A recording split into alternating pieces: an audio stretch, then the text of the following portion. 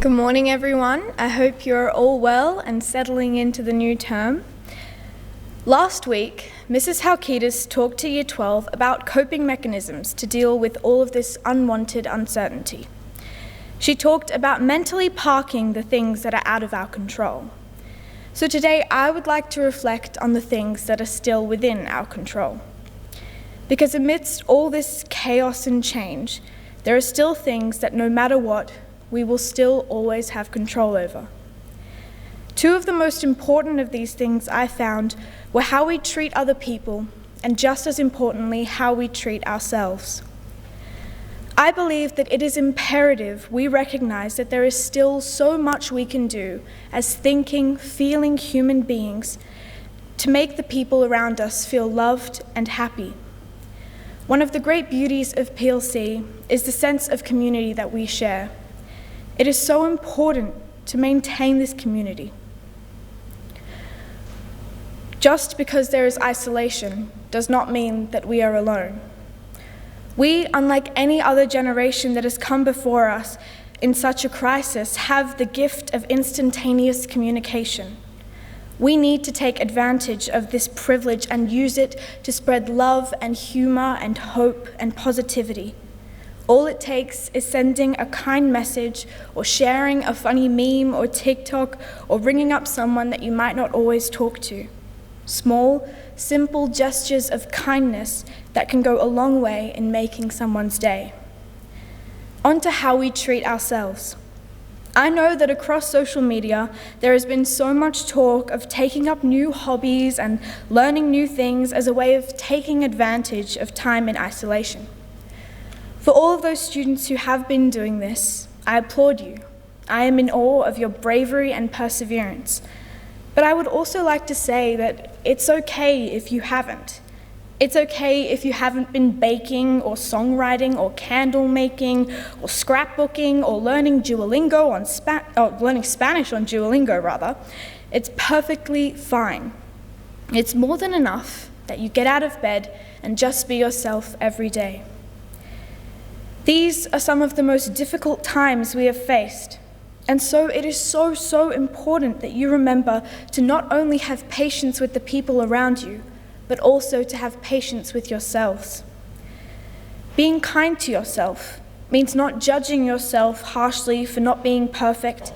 It also means not holding yourself to impossibly high standards, and it means putting an end to comparing yourself to others and beating yourself up for making mistakes.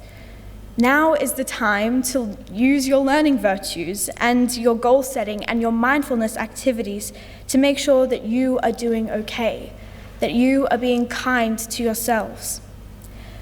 Speaking of being kind to yourselves, I recently watched my favorite movie, a movie called Dead Poets Society. It's about a group of teenage boys inspired by their English teacher to find their voices, to live the lives they wish to lead, and to live with love.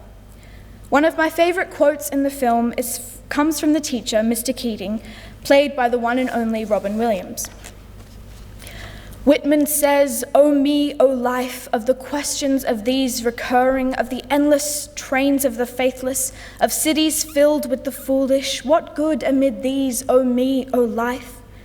Answer, that you are here, that life exists and identity, that the powerful play goes on and you may contribute a verse. That the powerful play goes on and you may contribute a verse.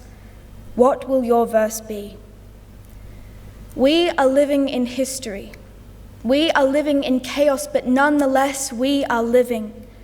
Girls, never forget that you are here, that you have been given a life that extends far beyond the troubles of COVID-19. Today, I would like to encourage you to find the joy in all this madness, to find the beauty in the ordinary, and not for one moment to give up on yourselves. I believe in each and every one of you, and I know that we will get through this. I know that we will get through this together. You are all free to email me or DM me or text me anytime if you want someone to talk with or someone to just listen. I'm here for you always. Finally, there is a group of people who I believe deserve our utmost respect, love, and gratitude. A group of people who have had the courage to act boldly, to be open to questions, and to have their lives completely disheveled, yet still find the time for us. These people, of course, are our teachers and the beautiful staff of this school. I know I speak on behalf of all the students in expressing my awe and sincere gratitude towards your efforts in keeping us safe and happy and sane. We are so fortunate to have such an incredible, kind, and loving group of people taking care of us. So I would like to invite you all to give a round of applause for our teachers. Thank you, girls, and good luck.